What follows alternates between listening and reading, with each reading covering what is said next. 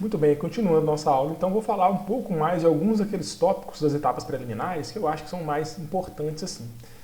Primeiramente, vamos falar da avaliação do recurso solar.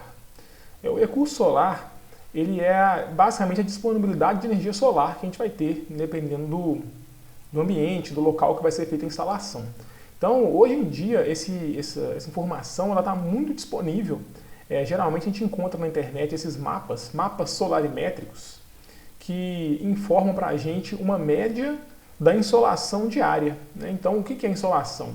Insolação é uma medida de quilowatt-hora por metro quadrado por dia e ela indica basicamente a quantidade de energia que cada metro quadrado do solo recebe, né, a cada dia. Quanto de energia que recebe. Então, por exemplo, se a gente pegar aqui em Minas Gerais, Belo Horizonte, a gente está aqui numa região que está no nível 4, mais ou menos. Então, a gente está aqui entre 5,3 e 5,5 kWh por metro quadrado por dia. Então, a gente percebe também que no Brasil, a gente tem aqui locais com um nível aqui que nesse mapa que eu estou indicando vai de 1 a 8, sendo 1 o melhor nível, 8 o pior nível. Então, a gente está aqui entre o 3 e o 4 aqui na região de Belo Horizonte. Tem regiões, por exemplo, aqui no Nordeste, que a gente está no nível 1, que passa de 6 kWh por metro quadrado, e tem regiões que são nível 8, principalmente aqui em Florianópolis, que eu acho que e perto aqui do Rio de Janeiro, Curitiba aqui em cima também, na região sul, que vai ter o nível 8, que não é tão ruim assim. Apesar de ter um nível de 1 a 8, a gente nota que no Brasil a diferença entre 1 e 8 aqui é relativamente pequena. Né? O pior lugar do Brasil, ele tem aqui o mínimo de 4,5 kWh por metro quadrado por dia, que é uma insolação muito boa. Outra unidade de medida também, pessoal, é a irradiância. A irradiância, ela tem uma diferença para a insolação, que a irradiância é uma medida instantânea.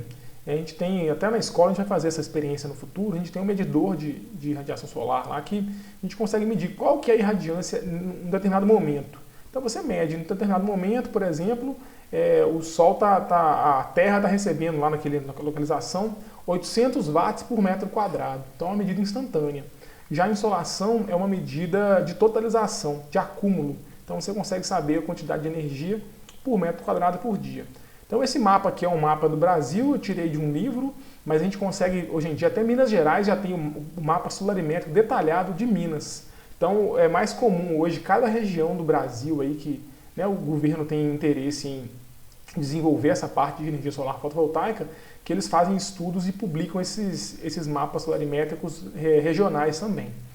Outra possibilidade, tem alguns sites que possibilitam que você insira lá a localização geográfica por meio de coordenadas, né, latitude e longitude, e ele te indica a insolação anual com valores mensais, e assim você consegue descobrir, inclusive, qual que é o pior mês para geração de energia e qual que é o melhor. E dependendo do sistema que você for construir, por exemplo, um sistema isolado, é sempre bom você pensar que o valor médio pode não ser o melhor para você escolher na hora de tomar como critério para dimensionamento. Geralmente é melhor você escolher o pior mês, porque, obviamente, o seu sistema vai ter que operar no pior mês. Então, ele tem que estar preparado para atuar na pior situação possível. Então, é sempre bom observar esse tipo de informação e sempre bom procurar também, pessoal, muitas fontes. É claro que a gente está aqui no começo, né? Vocês estão começando vão começar a carreira de vocês ainda, mas com o passar do tempo, muitas vezes você nem olha muito esse mapa mais, porque você já trabalha muito numa determinada região e já olhou, né, conhece diversas fontes, então você acaba ficando meio que conhecedor já desses valores para uma região. Só como curiosidade, a gente vai ver aqui agora um mapa de insolação da Europa. Então a gente vê que é uma escala diferente, né? Aqui está em números e aqui está em cores, mas a gente pode notar aqui muito facilmente que o melhor local da Europa aqui fica por volta de um pouco mais de 2 kWh por metro quadrado por dia, de média, que fica aqui Espanha, Portugal, é muito pior do que o pior local no Brasil. Então a gente tem aí um potencial muito grande para a geração de energia solar fotovoltaica que a gente está só começando a explorar. Apesar de a gente estar crescendo muito ano a ano, a participação na matriz energética do Brasil, na matriz elétrica principalmente, ainda é muito pequena, a gente tem muito ainda para crescer. Na avaliação do recurso solar, Eu vou explicar para vocês uma questão aqui que pode ser muito importante, principalmente quando se trata de dimensionamento de sistemas isolados. Nós vamos trabalhar isso com detalhe no futuro, mas é o seguinte. Geralmente, a curva de irradiância solar, de irradiância solar, vamos dizer assim, ao longo do dia, é essa que vocês estão vendo aqui, onde eu estou indicando com o mouse. Um dia ensolarado, você tem ali o Sol, geralmente, por volta de 6 da manhã ele nasce, por volta de 18 horas ele se põe, e a curva é essa, sendo que no meio dela a gente vai ter o meio-dia, e geralmente assim a gente fala do meio-dia solar, que nem sempre está ali sincronizado com o meio-dia horário. O meio-dia solar é o ponto onde você tem a maior irradiância solar do dia. E essa curva, ela muda de formato dependendo do clima. Por exemplo, num dia nublado, você vai ter essa curva da direita, do meio, perdão, e num dia chuvoso, você vai ter pode ter essa curva da direita, com uma disponibilidade de energia menor. Então a gente percebe que isso varia ao longo do dia, tem dias que você vai ter mais disponibilidade de energia, dias que você vai ter menos. E aí tem uma forma de você expressar o recurso solar que a gente chama de horas de sol pleno. A gente vai ter no futuro um aproveitamento dessa informação, que não vai ser agora, eu vou voltar a explicar isso para vocês. Mas que é o seguinte, por exemplo, ao invés de explicar que hoje teve 6 mil watt-hora por metro quadrado, ou 6 quilowatts hora por metro quadrado, a gente pode explicar que teve 6 horas de sol pleno. Uma hora de sol pleno indica uma hora com 1000 watts por metro quadrado de irradiância. Então, basicamente, basta você pegar a energia que foi disponível nesse dia e dividir por 1000. Então, por exemplo, nesse dia aqui, que a gente teve 1000 watts por metro quadrado, 1000 watt-hora por metro quadrado, é como se a gente tivesse tido uma hora de sol apenas, mas com 1000 watts por metro quadrado de radiância.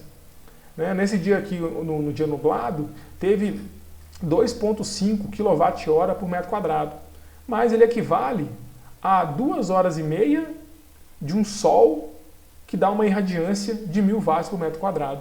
Isso aqui pode ser interessante porque tem alguns métodos de cálculo para sistemas isolados, quando o controlador de carga não é dos mais modernos, que você tem que dizer quantas horas de sol que o seu sistema vai receber.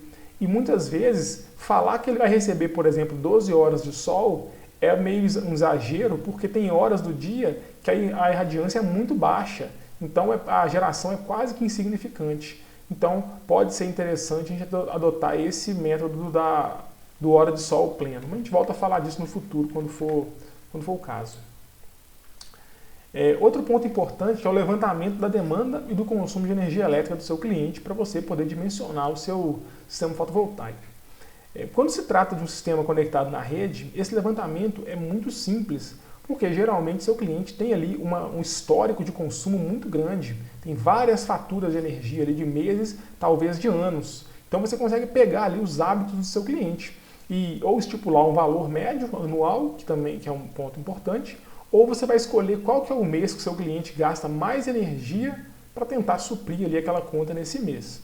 E além disso, você pode, conversando com o seu cliente, entender se ele pretende aumentar esse consumo de energia no futuro próximo. Por exemplo, instalar mais um banheiro com chuveiro, ou instalar um ar-condicionado na casa dele, um fogão de indução. Então pode ser que isso aconteça, então isso com uma conversa informal ali você consegue pegar. Já no caso de um sistema isolado, é um pouco mais crítica a situação, porque geralmente é uma instalação nova, né? Não é que o cliente tinha energia elétrica e deixou de ter. Isso é muito improvável de acontecer, que alguém abra mão de ser suprido de energia por uma concessionária e queira se isolar do sistema, porque nós vamos perceber no futuro que o sistema isolado é caro e é cheio de limitações. Então, praticamente 100% dos casos onde se tem energia elétrica disponível, você vai usar a rede. Você não vai criar um sistema isolado para você. Então, como se trata de uma instalação, geralmente se trata de uma instalação nova, por exemplo, um sítio num local remoto, ou uma instalação para cuidar de gado também num lugar remoto, você tem que entender 100% qual que vai ser a demanda de energia do seu cliente. Então você tem que montar uma tabela semelhante a essa que eu estou indicando para vocês. Por exemplo, fazendo uma avaliação de todos os equipamentos que vão ser instalados, a quantidade de cada um, a quantidade de horas que ele vai funcionar por dia e a potência. E a partir disso você calcula quanto de energia que cada um vai usar por dia e no final qual que vai ser o gasto de energia diário da sua instalação. Então isso é relativamente fácil de fazer, mas tem que ser feito com muito critério, porque isso pode ficar ou subdimensionado, que é quando você estima um consumo de energia e o real é maior, que é o pior caso de todos, porque o seu cliente vai ficar sem energia em algum momento. Ou pode acontecer também de você superdimensionar, você junto com o seu cliente, porque não é só você, o seu cliente tem uma participação importante aqui, de você criar um sistema muito maior do que precisa, e aí o custo fica elevado demais, em excesso, e seu cliente acaba tendo que pagar por isso. Certo? Então, nesse aspecto que é importante, e aí sempre é bom você tentar, o máximo possível, utilizar a potência do equipamento que o seu cliente vai comprar, ou já comprou. Se ele não tiver comprado, por exemplo, aí já é um trabalho um pouco maior, que você vai ter que tentar, de alguma forma, achar uma potência equivalente a de um equipamento que não foi comprado ainda. E aí, para isso, tem algumas tabelas como essa, que são, aqui só está uma parte dela, a tabela é muito grande, que elas são disponibilizadas às vezes pelo Procel, às vezes pelas concessionárias de energia distribuidoras também tem essas tabelas, que dá ali para você uma noção da potência média de um determinado equipamento. Então, por exemplo, freezer vertical horizontal, potência média dele é 66 watts. Você pode acreditar nisso ou você pode realmente procurar no mercado um freezer semelhante ao que o seu cliente quer comprar e observar nas informações técnicas. Mas é um recurso também que pode ser utilizado, esse tipo de tabela.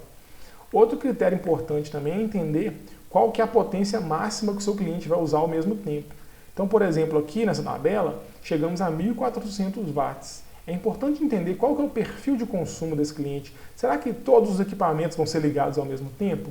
Porque se for, você tem que preparar o seu sistema, seus cabos, seus condicionadores de potência para atender esse cliente no pico de carga dele. Já se ele for ter um perfil de consumo diferente, por exemplo, eu só vou ligar determinadas cargas ali num certo sincronismo, num determinado perfil de consumo. Você consegue, às vezes, comprar equipamentos um pouco mais baratos de condicionamento de potência, às vezes cabos um pouco mais finos, dispositivos de proteção menores também, porque o seu cliente afirmou que não vai usar toda a energia ali, todos os equipamentos ao mesmo tempo. Uma questão importante vai ser observada também. Então, eu vou pausar essa videoaula mais uma vez e vou terminar na próxima parte.